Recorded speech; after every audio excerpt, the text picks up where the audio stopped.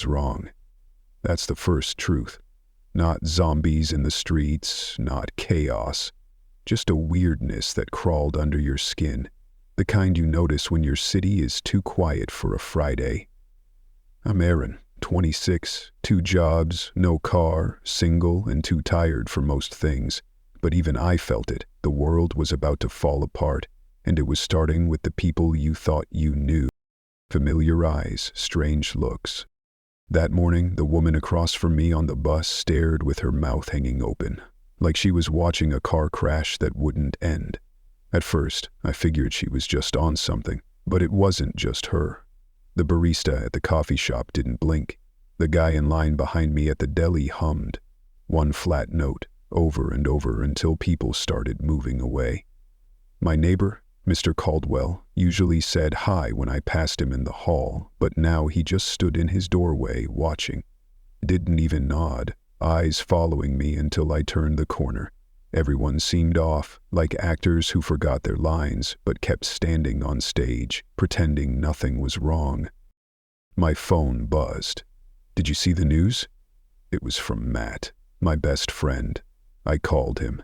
He sounded nervous. People acting weird? Dude, there's something going on, not just here. I told him it was nothing, but I was lying. Even my own reflection looked wrong to me. My eyes darting, jaw clenched, like I was bracing for a punch, contaminated.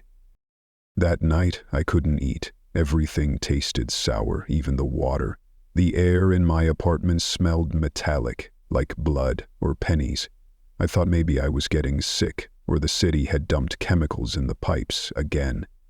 My neighbors banged on the walls for no reason.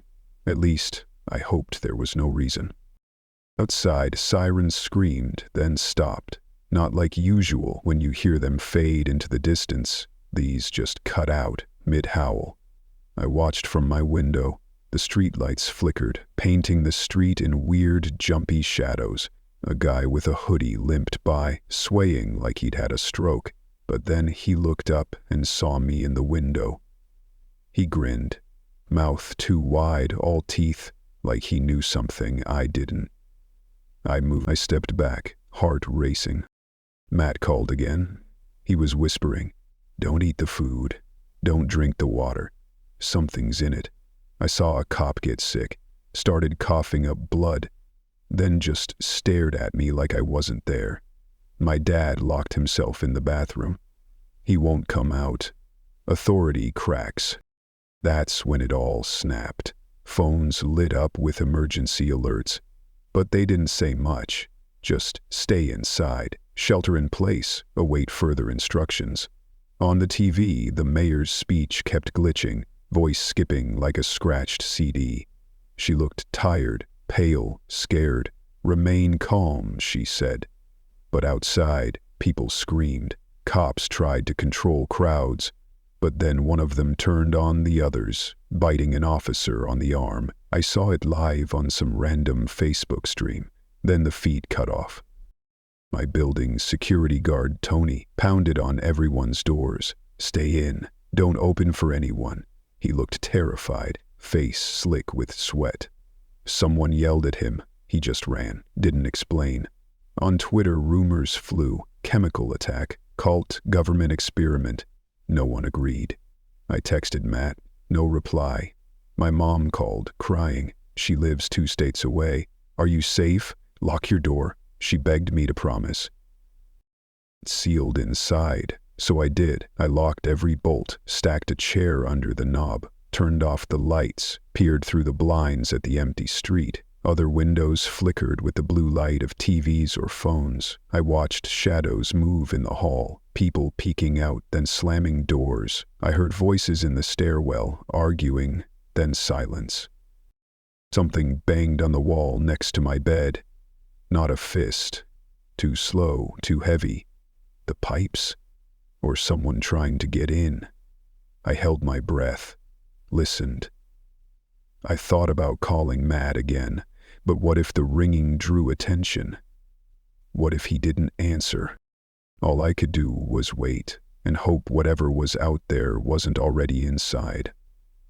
The city used to feel big and busy, impossible to control. Now it felt small, fragile, like one bad night could tear it apart. I told myself it would be fine, but deep down I knew the streets weren't safe tonight. And maybe neither was my own home. It's weird what you remember the moment things cross the line. The first kill isn't dramatic like in the movies. It's not loud. It's not even fast. It's more like an accident you see coming but can't stop, and when it's over, your hands shake so bad you think your bones might snap.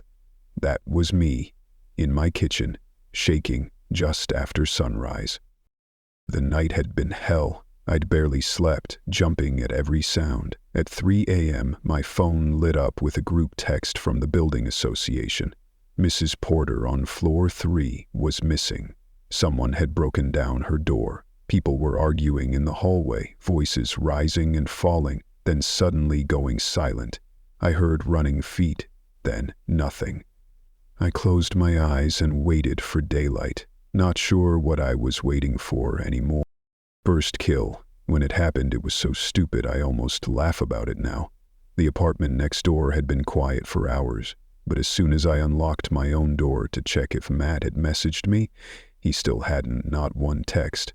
The neighbor, the same guy who just watched me through the peephole, barreled out of his place. He was covered in blood, but it was his eyes I remember. Empty, like nobody was home.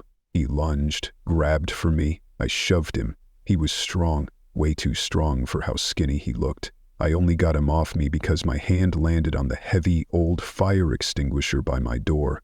I swung it. Once, twice. I heard the crack. He went down, gurgling, and just kept twitching on the floor. I dropped the extinguisher, stared at him. He wasn't my neighbor anymore, not really. I thought I'd feel sick, but all I felt was shaky and angry and totally alone. Burn it down. A few hours later, the building was chaos. Smoke alarms blared. Someone, maybe it was Tony, the guard, maybe not, had started a fire in the trash chute to keep them from getting in. That made no sense, but panic doesn't care about sense. Smoke started seeping under my door. I packed a backpack, grabbed my dad's old baseball bat, and kicked out the glass in the back stairwell to escape. People ran in every direction. Someone yelled, "They're coming, don't let them touch you." But there was nowhere to go. I sprinted into the street. Everywhere sirens, windows smashed, cars flipped, fires burning and spreading. I ran toward Matt's apartment. I don't even remember most of it, just running, coughing, people screaming, and some of them, chasing, not running away, but toward the screams. I passed the corner store, saw the old owner, Mr. Back, swinging a crowbar at something inside, his face streaming with blood and tears. The broadcast lies. When I finally made it to Matt's street, I ducked into an alley to catch my breath. My phone buzzed. Government emergency broadcast. Stay indoors. Help is coming. Do not engage with infected individuals. This will pass. The usual garbage. But someone else, a woman with a radio, her hands trembling, static in her voice, was yelling, "Don't listen! They're not rescuing anyone! They're using us as bait." She started listing addresses and neighborhoods, begging people not to trust the safe zones. I thought about going back, but the sky was orange, the city burning, and the air so hot and dirty my lungs burned. All I wanted was to find Matt and get out. My only real friend in the world, and the last normal text I'd gotten from him was, "Don't eat the food. Someone betrays you." Matt's building looked better than most. A group had barricaded the lobby. They let me in after I yelled his name. Inside, everyone was freaked out, angry, twitchy. One guy shoved me and tried to take my bag. A woman offered me water, but I remembered Matt's warning and refused. Someone was watching me, too carefully. I found Matt's door and banged. He opened it, wide-eyed, pale. He let me in and locked the door behind us. He had canned food, a couple bottles of clean water, and his dad's old hunting rifle. He looked at me and just started crying. "I thought you weren't coming," he whispered. We sat, barely speaking, just listening to the chaos outside. After a while, we heard someone pounding on the door down the hall. Someone screaming, "Let me in, please!" A woman's voice. Then a crash. Silence. Then the same voice, suddenly calm. "It's okay now, you can open up." Matt stared at me. I shook my head. He clutched the rifle and looked so lost I felt like I was losing him too. That night, I woke up and Matt was gone. My bag, my water, gone. The door left swinging open. He'd written something on the wall with a marker. "Sorry, Aaron, I can't trust anyone." The worst part? He was right. If you'd told me a week ago I'd steal, stab, and lie to stay alive, I would have called you crazy. I grew up thinking I was one of the good guys. Not a hero, just a normal person. Somebody who tried to do right, even when nobody was watching. But it only took a couple of nights with the dead in the streets for all that to break. You do what you have to, and after a while, it's not just about staying alive, it's about not becoming the thing you're running from. Dirty survival. The first time I stole food, it was from a family hiding in a busted-up minivan. I waited until they fell asleep. Their kid had drawn a smiley face in the dust on the window. I took the granola bars, left the rest.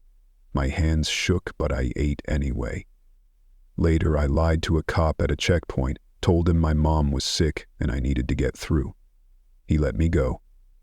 I still remember his eyes, flat, hopeless. He was just waiting for his shift to end or his luck to run out.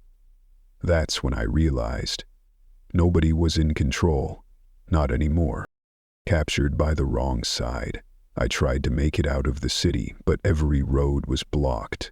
Survivors had set up barricades, charging people just to pass. I got caught by a group calling themselves the Clean Hand Crew. They wore white masks and laughed a lot, too much. Their leader was a guy named Curtis, bald, tan, a gold cross hanging around his neck. He smiled the whole time they searched me, took my knife, my shoes, and tied my hands with cable. They dragged me to an old auto shop and locked me up with a few other survivors. At night, they'd come in, make us fight for scraps or just watch us squirm.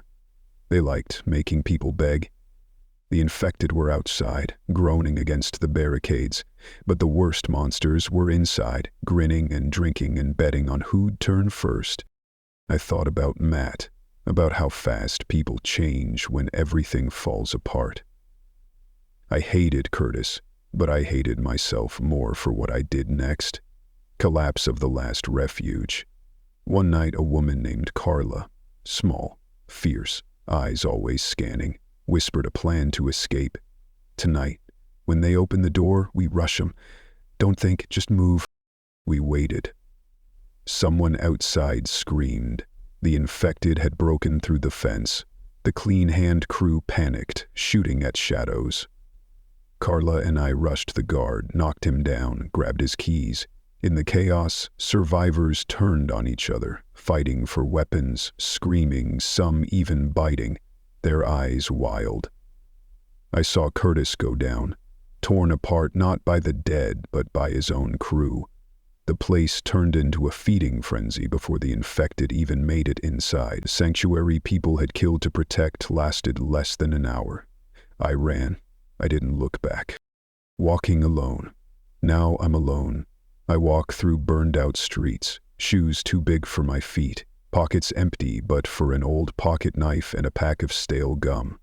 I don't trust anyone, not voices calling for help, not kids crying, not anyone who still remembers my name. The city is silent except for the distant moans of the dead and the occasional scream that gets cut off too fast. Some nights I think about Matt, about my mom, about who I was before. I wonder if there's still hope, if there's still something good left to save, but when I see my own reflection in broken glass, I know the truth. I survived, but I'm not the same. The streets aren't safe, and maybe I'm not either, but at least the monsters chasing me now, at least they have faces I recognize. I keep moving. Because in a world like this, standing still is just another way of dying.